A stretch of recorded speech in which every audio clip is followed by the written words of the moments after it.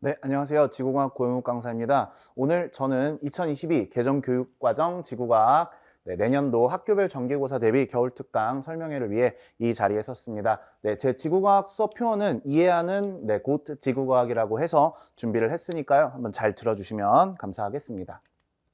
자, 먼저 22 개정, 이제 새롭게 바뀌는 지구과학이죠. 어떤 내용들이 들어있는지 간단히 좀 설명을 드리도록 할게요. 1단원, 대기와 해양의 상호작용. 2단원, 지구의 역사와 한반도의 암석. 3단원, 태양계 천체와 별과 우주의 진화. 이렇게 구성이 되어 있는데요. 현재 이 2022 개정 교육과정 지구과학이 어떻게 만들어진 교육과정이냐면 지금 보시다시피 1호 개정교육과정 그리고 이전에 공구 개정교육과정이 합쳐진 형태로 보실 수가 있습니다. 대부분 현행 수능에서 보고 있는 과학탐구 지구과학 1의 내용을 많이 담고 있기는 하지만 좀 암기라든지 킬러 부분의 내용들이 이전에 있던 공구 개정교육과정이 넘어오면서 조금 약간 새로워진 부분을 담고 있는데요. 추가로 지금 제가 뒤에 달아놓은 이 숫자와 별들은 올해죠. 아직은 제가 촬영하고 있는 시점 기준으로는 올해 평가원 시험들에서 출제되었던 내용들을 연도, 월, 그리고 문항 번호, 중요도와 함께 표시를 해놨습니다.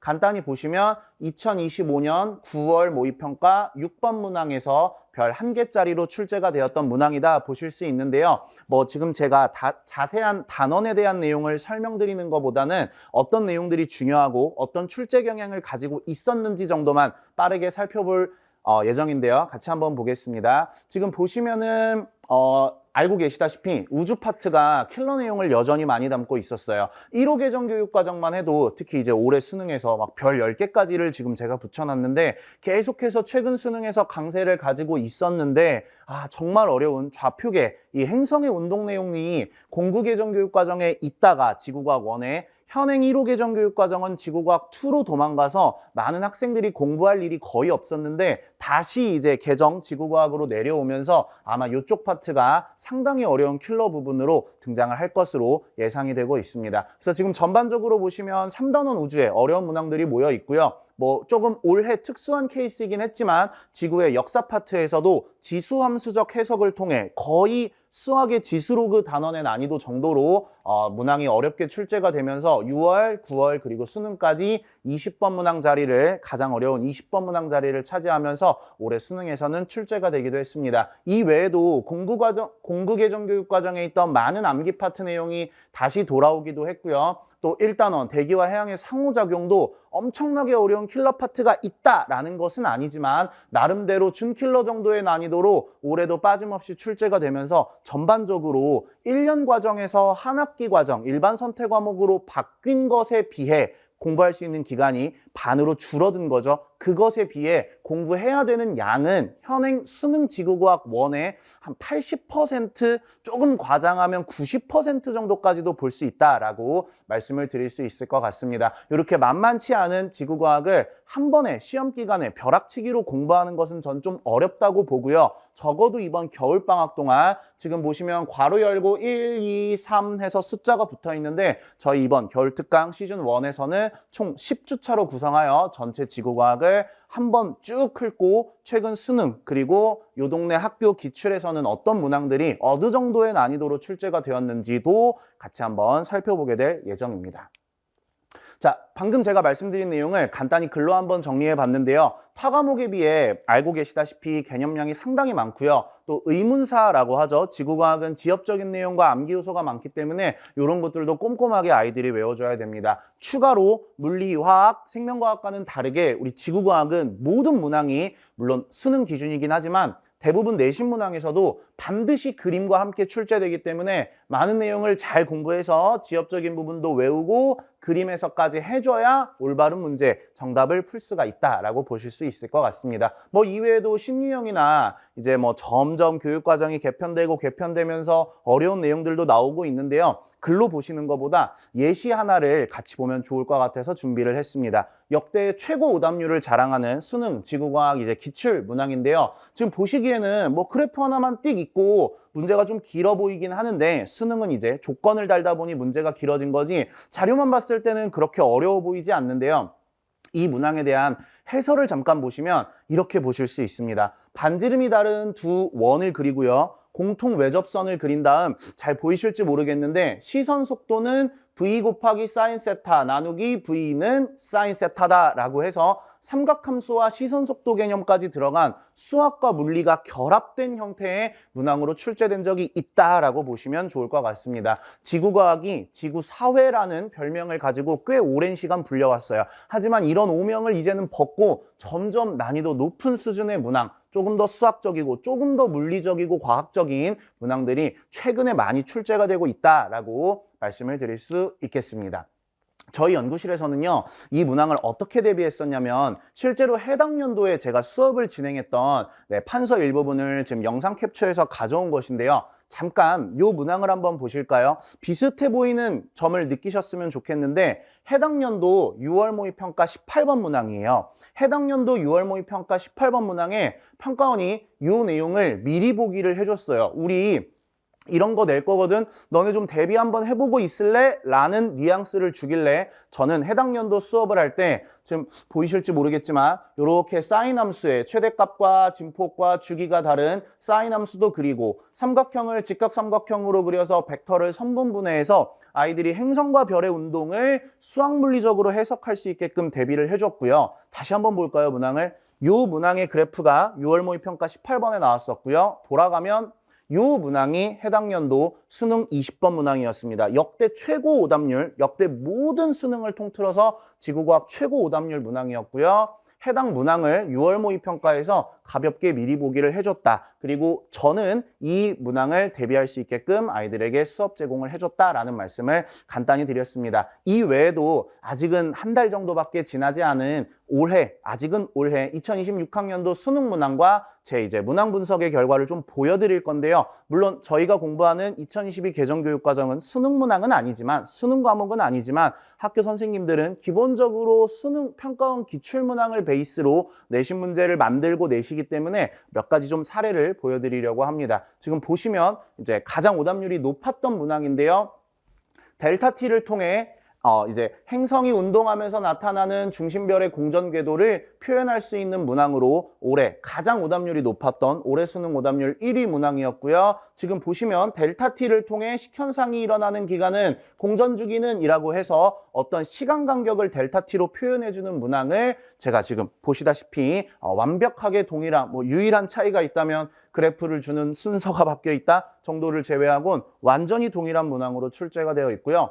또 두 번째로 보시면 올해 수능 오답률 2위 19번 문항이었는데요. 지구로부터의 거리를 별까지의 지구로부터의 거리를 상대값으로 제시해준 문항이 올해 대치동에 유일하게 제 컨텐츠에서만 출제가 되었었습니다. 그래서 지금 제 파이널 교재에서 아이들이 수능에 대비할 수 있도록 별까지의 거리를 상대값으로 제시를 해주고 수능에서도 마찬가지로 제시가 돼서 표는 별 가나다의 물리량을 나타낸 것이다. 21번, 제 파이널 21번이에요. 표는 별 가나다의 보기 등급 분광형 거리를 나타낸 것이다. 가나다는 각각 이것 중 하나이다. 기억, 가는 주기혈성이다. 기억, 가는 거성이다. 완전히 동일한 형태의 문항을 보고 아이들이 시험을 볼 수 있게끔 대비를 해줬습니다. 이 외에도 저희가 이제 내신으로 일반 선택 과목이 지구과학이 정해진 만큼 몇 가지를 좀 보여드리려고 하는데요. 제가 올해 이제 특정 한 학교의 내신 대비를 이제 아이들을 좀 많이 모아서 진행을 했었는데 어느 학교에 올해 시행됐던 어느 학교의 내신 문항이에요. 그림은 어느 지역의 지질 단면을 나타낸 것이다. 그리고 지금 보고 계시는 이 그림은 어느 지역의 지질 단면을 나타낸 것이다. 완벽하게 동일한 자료가 출제된 것임을 볼 수 있습니다. 심지어 보기 선지까지 똑같은데요. 기억, 이 지역을 구성하는 선후관계를 파악하는데 지축누중의 법칙을 사용할 수 있다. 기억, 지축누중의 법칙. 아이들이 내신 대비를 함에 있어서도 학교 선생님들이 어떤 자료를 참고하여 문제를 만드시는지 저희 연구실에서는 미리 대비하고 분석해서 아이들이 시험장에서 처음 보는 문항, 특히 난이도 높은 문항일수록 모든 30개 문항을 다 제가 똑같이 만들어서 대비해 줄 수는 없겠지만 적어도 난이도가 높은 문항들은 생소한 것들이 없게끔 미리 대비를 해주고 있습니다. 이 외에도 요거는 이제 저도 사실 준비를 해줬지만 좀 깜짝 놀랐는데요. 서술형에서도 제가 아이들 시험 대비하면서 같이 대비해줬던 저희 연구실 문항에서 완전히 동일한 자료를 학교 선생님이 사용하신 것을 확인할 수 있었습니다. 저는 정말 깜짝 놀랐는데 제 자료를 갖다가 내신 게 아닌가라는 생각이 들 정도로 이게 비슷한 그림이 아니라 완전히 동일한 그림이거든요. 네, 지질 단면도를 화성암 2개와 퇴적암 5개, 화성암 2개와 퇴적암 5개로 저는 1, 2, 3, 4, 5지선다로 문제를 아이들 대비해 줬고요. 이제 학교 시험에서는 서술형으로 동일한 자료가 출제가 되어 아이들이 시험을 볼 때 서술형 문항에서도 어려움이 없게끔 대비를 해준 네, 올해의 결과가 있었다라고 이렇게 짧게 제 자랑을 좀 드렸습니다. 자, 이런 지구과학 어떻게 공부해야 되는가? 첫 번째, 평가원식 표현을 통해 개념의 정확한 이해를 한다. 좀 말이 거창한데요. 정확하게 좀 간단히 말씀드리면 기출 분석 잘 해서 개념을 잘 배워야 한다라는 말씀을 이렇게 좀 드려봤고요. 두 번째, 과학의 메커니즘을 통해 출제자의 논리를 따라간다라고 되어 있는데 이게 이제 지구 감수성이라고 제가 말씀을 드리는 부분인데 한번 이 영상을 보시는 학부모님들 또는 우리 학생들도 지금 제가 내는 퀴즈를 잘 듣고 같이 한번 맞춰주셨으면 좋겠어요. 실제로 출제가 되고 있고 앞으로도 될 내용이니까 잘 한번 집중해서 들어주시면 좋을 것 같습니다. 자, 7월달, 이번 여름 너무 더웠죠? 7월달 지구의 기온이 올라갔어요. 잘 듣고 집중해 주세요. 7월달 지구의 기온이 올라갔어요. 자, 우리나라의 연교차는 증가할까요? 감소할까요?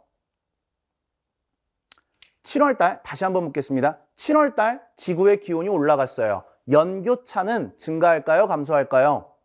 자, 먼저 번뜩 떠오르는 생각은 7월 여름 너무 더워 기온이 올라가 여름이 더워진다고 연교차가 증가하겠네 라는 생각이 드시겠지만 문제를 읽다 보면 다음은 호주에서 측정한 이라고 문장이 써져 있는 거죠. 호주는 무슨 반구에 있죠? 네, 맞습니다. 남반구에 있어요. 우리와는 다른 계절을 갖고 있기 때문에 만약 이 문제가 남반구에 대한 자료로 제시가 되었다면 7월 달은 겨울이 되고 겨울 기온이 올라간다는 건 연교차가 감소하는 효과를 기대할 수 있다는 거죠. 이렇게 메커니즘을 따라서 이 출제자가 어떤 내용을 묻고 싶은지 아이들이 캐치할 수 있게끔 개념뿐만 아니라 문항풀이에서도 함께 잘 진행을 해주고 있습니다. 실제로 저희 연구실에서는 아마 대치동에서 저만 유일하게 하는 걸로 알고 있는데 주 메인 과학의 개념을 담고 있는 개념 교재 이외에 과학의 언어라고 하는 아이들에게 부교재를 제공을 해주고 있어요. 실제로 지구과학에서 등장하는 용어들이 저희 일상생활과 맞닿아 있는 경우가 많은데 아이들이 일상생활에서 쓰고 있는 그 용어와 실제 문제에서 출제되는 용어의 간극을 줄이기 위해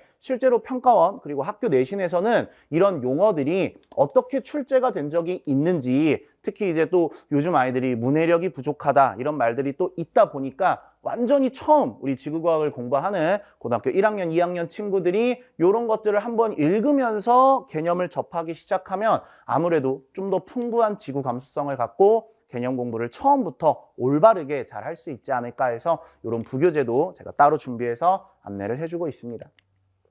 자, 지금까지 과목 소개와 몇 가지 이제 문항 소개를 좀 드렸는데요. 네, 제 소개를 짧게 드리겠습니다. 저는 서울대학교 사범대학에서 지구과학 교육과를 졸업을 했고요. 아이들을 이 지구과학 가르치는 걸 너무 좋아해서 동대학교의 대학원 석사과정까지 과학교육학으로 현재 학위를 가지고 있는 상태입니다. 메가스터디 학원에서 해당 연도 지금은 기록이 깨진 걸로 알고 있는데 최연소 과학탐구 강사로 입사를 해서 오랫동안 근무를 하다가 한 3, 4년 전부터 저희 이제 시대인재 모 회사죠? 하이컨시 안에 있는 대찬학원이라든지 저희 다원에서 열심히 지구과학 관련 수업을 진행을 하고 있습니다.